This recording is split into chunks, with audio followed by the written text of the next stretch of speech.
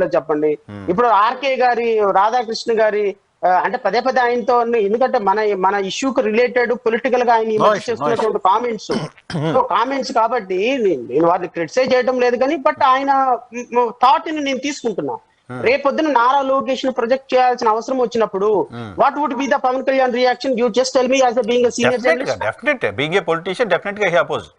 అందుకోసమే దానికి సంబంధించి కూడా ఆయన గ్రౌండ్ ప్రిపేర్ చేసి పెట్టున్నారు. అసెంబ్లీ వేదికగా గ్రౌండ్ ప్రిపేర్ చేస్తున్నారు పవన్ కళ్యాణ్ గారు. 10 సంవత్సరాలు చంద్రబాబు నాయుడు గారి నాయకత్వంలో పనిచేస్తున్నారు. 10 సంవత్సరాలు నారా లోకేష్ నాయకత్వంలో పని. అపోజ్ పక్కన పెట్టండి. మీరు ప్రిడిక్ట్ చేయండి. నేను 100% నా పవన్ కళ్యాణ్ ముఖ్యమంత్రిగా నారా లోకేష్ ని నేను ముఖ్యమంత్రిగా ప్రపోజ్ చేస్తున్నాను. ఆయన ముఖ్యమంత్రిగా లాస్ట్ 2.5 years ఉంటాడు అని అంటే what would be the stand of Pawan Kalyan? You being a senior journalist straight point ఒకటి చెప్పండి నాకు. సెకండ్ కూడా యాక్సెప్ట్ చేయరు. ఆయన యాక్సెప్ట్ చేయకుండా ఏం చేస్తారు? బయటికి రావాల్సిందే కదా. వాళ్ళకి ఎలా బయటకు వస్తే Bharatiya Janata party Pawan Kalyan వెనుకుంటుందా, Chandrababu Naidu వెనుకుంటుందా? Obviously Bharatiya Janata party. Government లో నుంచి బయటకు వచ్చేసి 30 మంది ఎమ్మెల్యేలు గవర్నమెంట్ లో నుంచి బయటకు వచ్చేసి కేంద్ర ప్రభుత్వంలో బలంగా ఉన్నటువంటి ప్రభుత్వం బయటకు వచ్చేసేసి రేపొద్దున ఏం చేయగలుగుతుంది? ఇప్పుడు జగన్ పొలిటీషియన్స్ ఎలా ఉంటారో చెప్తా.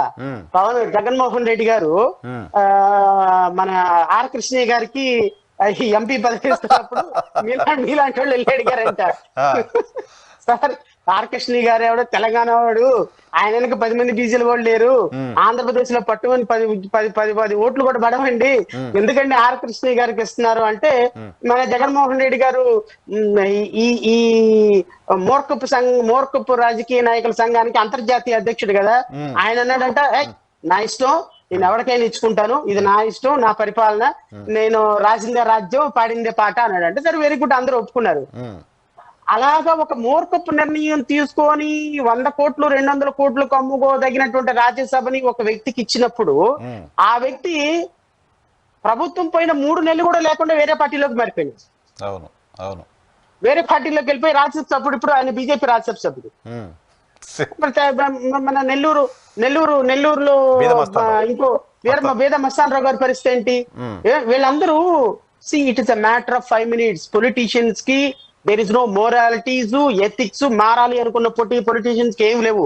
ఇప్పుడు మీరు అనుకుంటున్నారా ఇప్పుడు ఈ రోజు గనుక కొడాలి నాని లేకపోతే పేర్ని నాని లేకపోతే రోజా వీళ్ళందరూ తెలుగుదేశం పార్టీలోకి వెళ్ళాలి అనుకుంటే తెలుగుదేశం పార్టీలోకి వెళ్ళగలరు.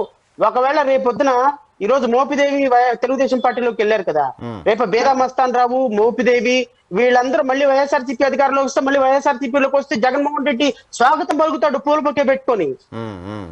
సిగ్గు, శరం, మానం, అభిమానం, ఎథిక్స్ లేని పొలిటీషియన్స్ ఈ రాష్ట్రంలో ఎవరు ఉన్నారంటే నెంబర్ 1 జగన్మోహన్ రెడ్డి, నెంబర్ 2